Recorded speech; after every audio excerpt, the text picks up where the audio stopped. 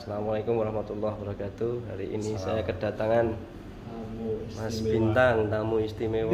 Maduma dulu loh. Dan tamu yang paling istimewa adalah Mas Santo. Nah, ini seniman hebat. Ya, ini Mas Santo. Assalamualaikum. Waalaikumsalam warahmatullahi wabarakatuh. Mas, ini saya minta waktunya di vlog YouTube Miskin Ilmu. Beliau seorang mu'alaf. Sudah berapa tahun, Mas? 5 tahun. 5 tahun. 5 tahun. Subhanallah. Tadi saya cerita sama beliau, alhamdulillah pada saat itu Allah memberikan kesempatan saya itu sama beberapa teman saya mu'alaf, Mas, dan saya menjadi saksi pada saat itu.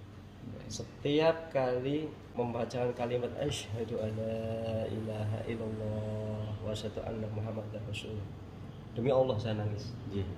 Demi Allah saya nangis. Dan pada saat itu saya berpikir, saya loh yang lahir ceprot, Allah memberikan hidayah tentang Islam ini.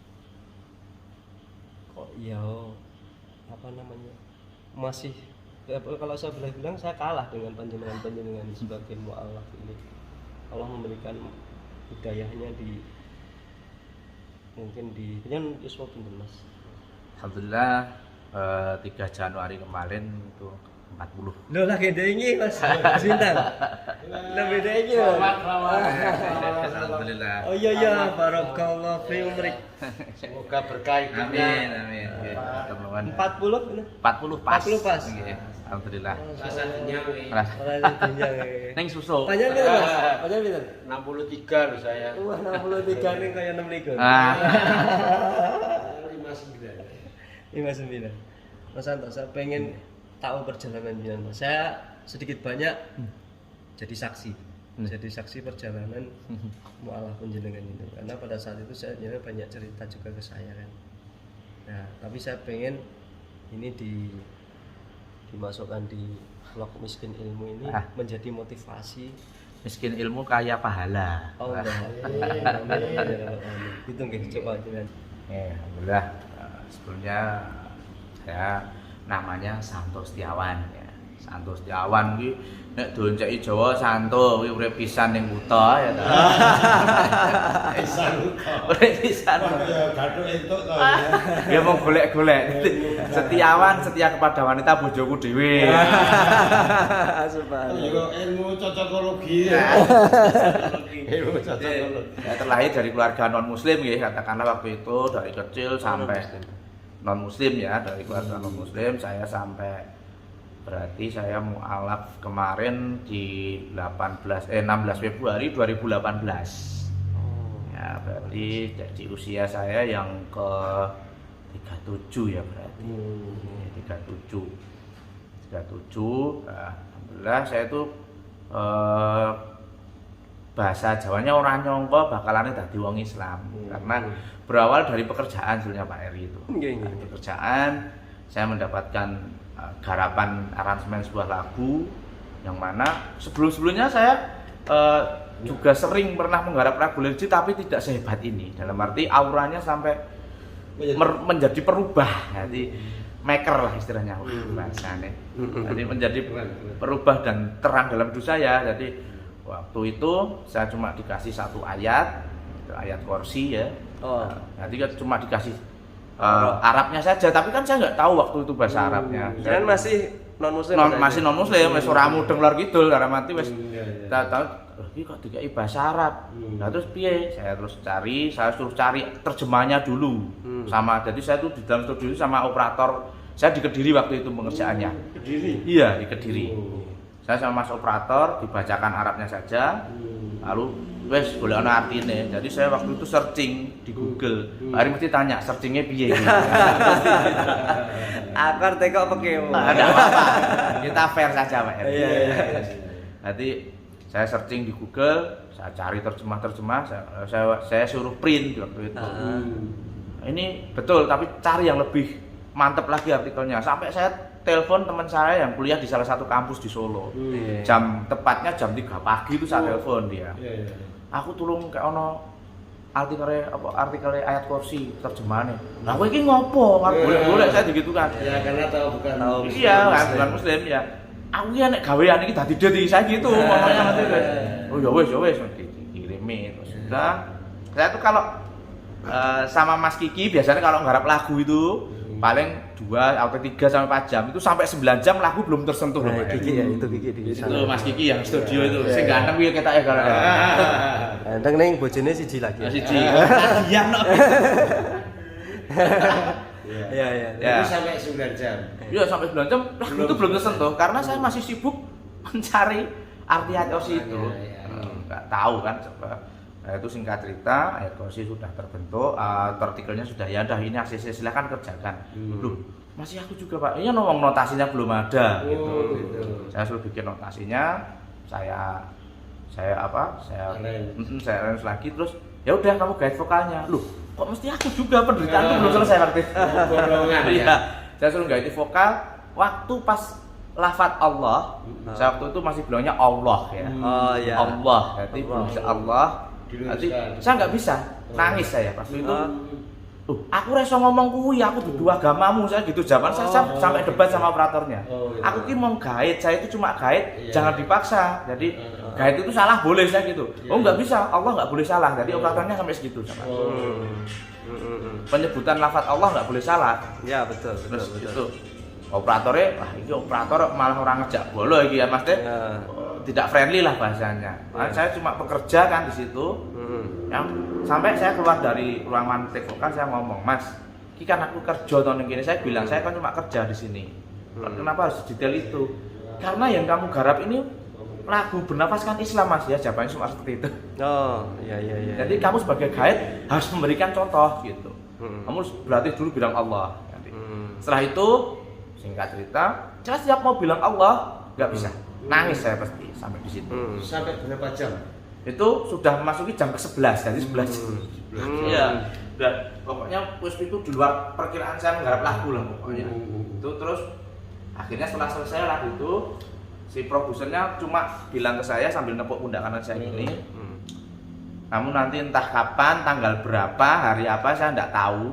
Kamu pasti sholat. Cuma gitu toh. Itu ya. Iya. Produsernya itu. Iya, produser itu nggak mungkin saya sholat, saya sudah di sana sudah betah saya. Mas jenengan sampaikan produser ini siapa? Jadi biar boleh. Ini yang memiliki apa studio Aini Record di Kediri. Oh, Mbak ini. Ya, Mbak Aini Record dan itu saya bersyukur sekali bertemu dengan beliau dan akhirnya perkataan beliau setelah saya pulang dari Kediri itu saya menjalankan ibadah agama saya waktu itu nggak tenang Pak. Di telinga kanan saya ini cuma dengarnya sholat. Jadi waktu mau berdoa ya waktu itu kayak saya nggak disuruh ke situ, pokoknya sholat. Jadi yang lain itu melakukan ritual, saya cuma duduk gini bingung. Jadi saya harus ngapain gitu. Saya hampir seperti orang gila. Saya terus pulang ke rumah.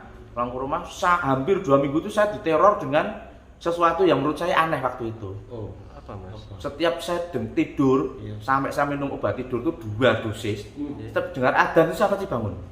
Ada saya udah pakai headset, ben krungu, saya capek pulang dari luar kota juga sudah minum obat, adzan zuhur bangun. Udah adzan habis saya tidur lagi. Saya bingung bangun langsung terduduk. Jadi setiap dengar adzan saya bangun terduduk. Saya itu tidur lagi, adzan asar bangun lagi. Seperti itu terus sampai 2 minggu. Setiap adzan pasti bangun. Jadi terus sampai saya lanjutkan lama-lama gila ini saya gitu. Terus saya telepon teman saya tunanetra juga, guru agama Islam di Sragen waktu itu. Sekarang beliau sudah pindah ke Muntilan. Jadi saya telepon di dalam mulut saya itu mau berencana, halo bro kabarnya gimana, mau ngomong gitu. Tapi setelah telepon diangkat, Mas bro kalimat syahadat itu unine piye, kalimat syahadat itu bunyinya gimana, saya gitu. Loh, dan gila kamu enggak, aku ajarono saiki saya gitu. Akhirnya loh, padahal kok beda yang dengan saya rencanakan ucapan saya itu gitu. Waktu itu tanggal 14 Februari gitu. Saya telepon, wes, syahadat kita di Islam loh, ora masalah saya seperti itu. Sampai sudah jawab masalah itu. Ya di telepon itu gitu itu. Lah terus nek syahadat iki piye, Bro? Ya gitu. Ya salat kok. Lah carane salat piye wong sasama tunanetra ngajari salate piye gitu. Setelah itu saya diajari sudah menanyakan bagaimana caranya sholat. Iya, tanggal 14 Februari itu saya sudah menanyakan sholat.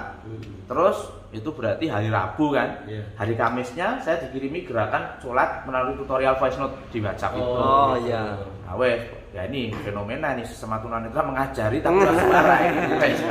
Ya sudah.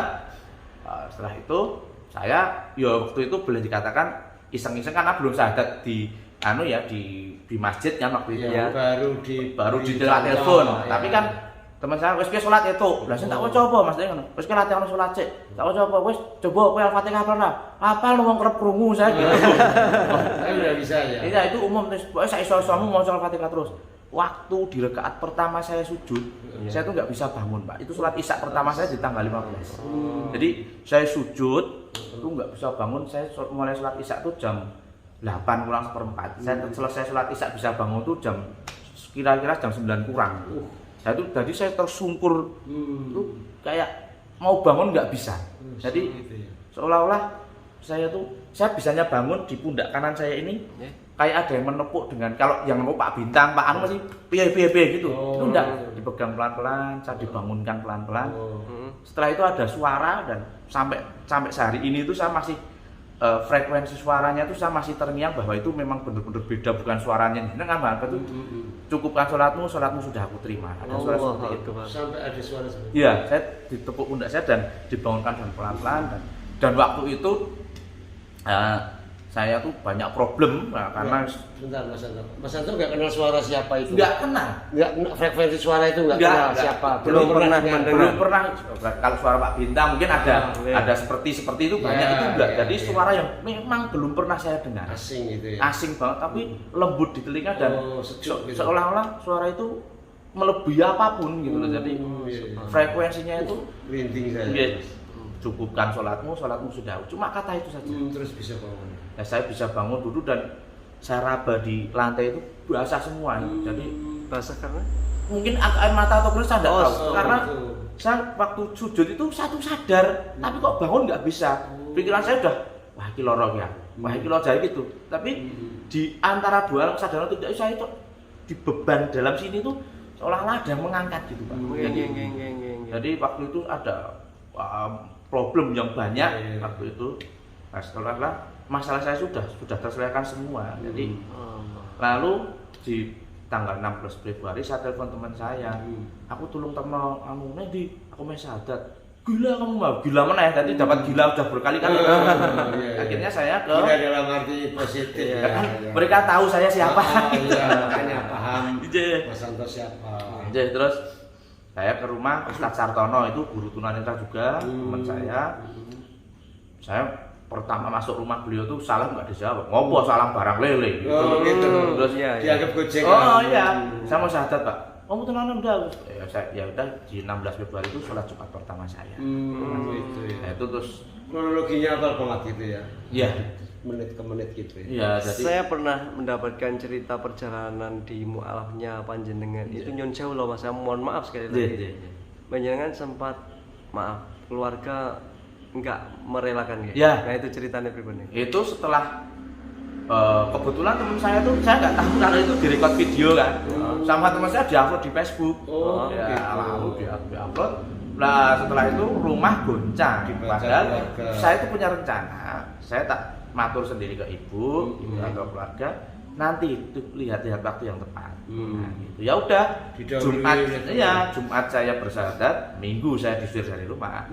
Diusir Mas? Iya, saya langsung diusir, suruh keluar dan satu pun nggak ada yang menerima. Enggak ada yang menerima kan. Saya diambil. Terus kemudian kemana Mas? Saya Kemudian kemana pada saat itu? Diusir itu.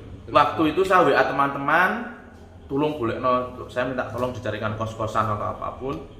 Lalu alhamdulillah ada teman yang wes kamu silahkan tinggal di rumahku sampai keadaan benar-benar baik, cukup bayar listrik karena bayaran dewe gitu. Jadi sama PAM bayar sendiri, kamu nggak usah bayar rumahku, masuk kontrakannya nggak bayar.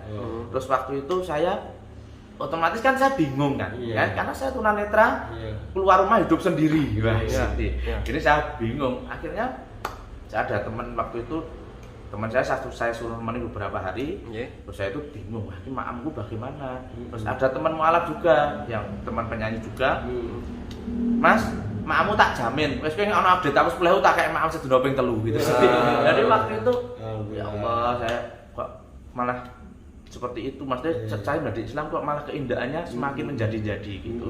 Waktu itu bener-bener saya keluar dari rumah tuh 0 rupiah Pak. Jadi cuma di dompet itu ada 80.000. Saya waktu itu 80.000, terus saya ngajak temen, otomatis kan ngajak temen itu harus nunggu ke maem atau ngiseni bensin kan. Saya mampir ke pom bensin dulu, itu keindahan yang terdekat dalam sampai di rumah. Isen ono bensin ki. Terus saya mau bilang apa? Aku diusir ke rumah. Lah ngopo? Aku sholat tok saya gitu. Lah wis kono bablas pas dibayar, kira rezeki meneh. Terus itu saya nikmati keindahan sampai hari ini. Jadi Allah itu selalu setiap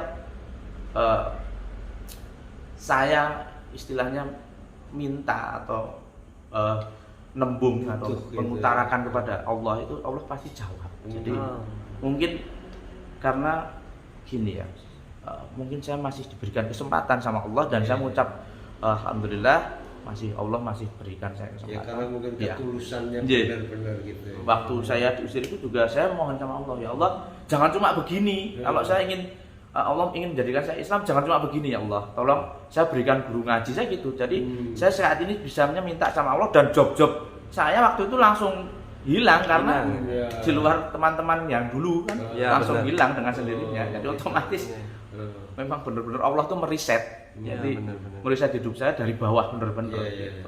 Jadi ya Allah jangan seperti ini. Aku ingin lebih dekat dengan Engkau. Saya biar. Jadi saya kan waktu itu berdoa cak iso-iso bahasa pokoknya gitu. Ya Allah saya berikan kemudahan untuk mendapatkan guru ngaji. Ya Allah hadirkan guru ngaji sekaligus istri ya seperti itu saya nikmati sampai hari ini. Dan terkabul ya. Alhamdulillah. Ada cerita lucu pada saat itu yang cerita sama saya dan juga diamini oleh teman-teman. Kisah pada saat Ramadan pertama itu Mas. Nah, itu Ramadan pertama ada 2 cerita lucu. Yang pertama saya tuh sak jek-jeke urip belum pernah yang namanya puasa berhari-hari itu belum pernah. Puasa 1 minggu. Itu tahun berapa itu? Tahun 2018 kan itu setelah itu Ramadan kan itu. Saya puasa hari keempat, hari kelima aman, hari keenam, wah itu saya diare waktu itu. Wah iki opo? Aku terus ada temen tunanetra yang ke situ. Wes, Mas. Nemenin saya dolan istilahnya main ke silaturahmi gitu ya. Terus Mas kowe batalno poso lho mati. Wis apa sing ngusung kowe saya gitu. Nah, saya enggak kuat bener-bener saya batalin puasa hari pertama itu saya telepon teman saya. Ora apa-apa nek kowe lara batalno sik ora apa. Wis minum terus akhirnya di hari ke berapa ya? Hari 7 atau hari 9 saya tuh bangun sahur udah awal. Ternyata yang ngirimi makanan sahur itu telat. Nah, saya ke susu antara teman saya biasanya bilang sing ini kuah sop, sing ini teh, yang ini. Wah itu saya kebalik, sing isi sop tadi tak masukin ke dalam teh. Sopnya saya minum ya wes. Itu saya tapi itu mengesankan. Sampai sekarang saya suruh ngicipi ya gelem Mas. Kok wis tahu kok. Iya. Salah satu kelucuannya di situ. Wes dhewe ditinggal. Waktu itu ditinggal. Iya, karena keburu imsakan dia juga. Ya selak sahur jarine. Mas ya aku ya sahur ya jadi ya wis ditinggal. Rekae tak buka ya.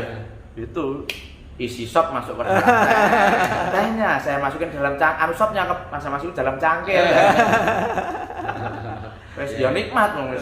Alhamdulillah. Tapi terus lanjut puasa lagi. Alhamdulillah sampai puasa lagi lanjut. Terus ini Mas Santo, keluarga sekarang dengan kejadian seperti ini apa yang sudah istilahnya apa yang terjadi setelah perjalanan update-nya sampai sekarang ini? Hari Lebaran Ramadan 2018 kemarin saya tuh iseng-iseng mencoba pulang. Kan saya tetap ya birrul walidain berbakti. Ya berbakti saya baru sampai ke pintu gerbang itu loh. Biasanya kan kita dulu yang Bu saya minta maaf kan gitu tapi biasanya itu enggak, mereka langsung peluk saya, aku subhanallah gitu. Terus itu siapa Mas? Itu ibu sama adik peluk saya semua.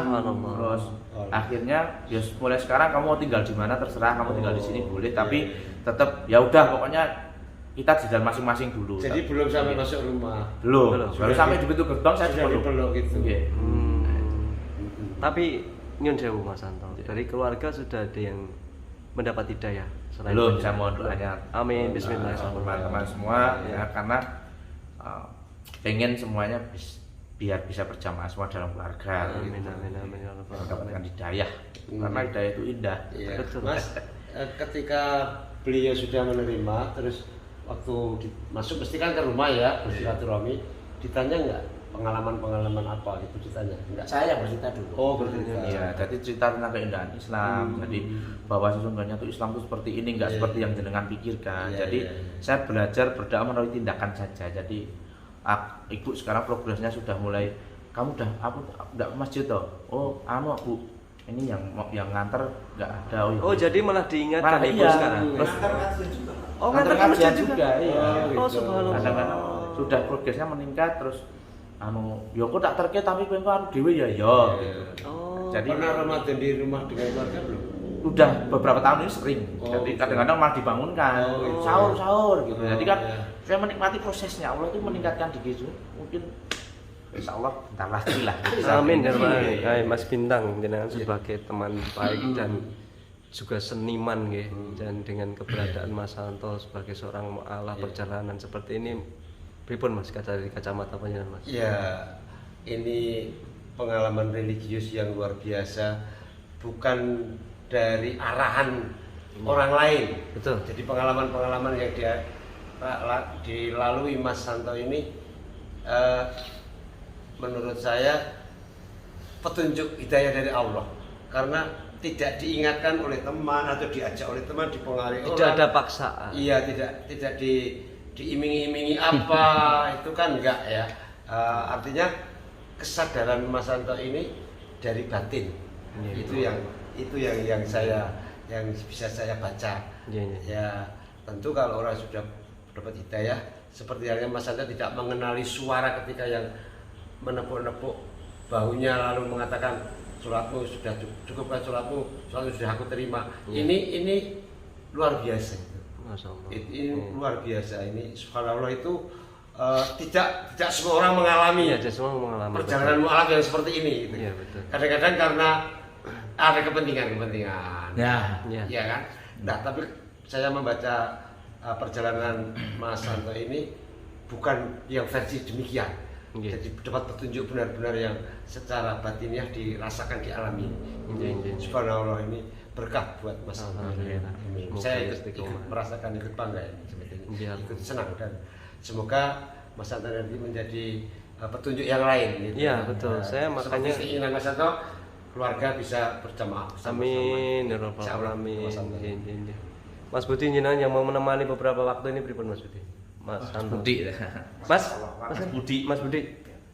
Saya banyak belajar dari beliau, Pak. Masya Allah, Ustaz jenengan bener tadi. Pokoknya motivator yang Luar biasa. luar biasa. tadi. Jadi kelas juga ya Iya, ngantar kadang kesini iri. kemari. Beliau ini secara ini Pak, apa ya, disiplinnya luar biasa. Saya aja merasa Mas, saya merasa iri dan merasa apa namanya itu banyak belajar, walaupun kadang Mas Santo Mas kalau sinau ya wah mboten, kita sama-sama belajar, saya bilang gitu. Betul. Ya, Ya, subhanallah. Alhamdulillah Allah pertemukan. Iya. Iya. Saya dulu juga teman lama sama Pak Dr. Kemana. Oh. Ini Pak pengalaman paling saya Gimana? ingat di saya. Dulu pas belum sholat, Iya. kan kita sering tur kembali sampai Oh, balik. Iya, iya, iya. Mana-mana. Ketika aku sholat, dia pasti ngingetin saya. Oh. Bangunin saya tidur. Padahal waktu itu belum sholat. Belum sholat. Saya tuh juga Masya Allah, mudah-mudahan jadi daya yang beliau nanti Iya. terjawab. Saya tahu di Facebook dia bersaya dan Mhm. saya menangis Pak. Iya. Kalau saya pas di masjid tuh, Oh. melihat ada posting. Iya. Subhanallah. Lihatnya Facebook ya. Facebook ya tahu ya. Terus saya konfirmasi sama temen, Mas Blende ya. Mas Tahu Blende, ya. ya, tahu.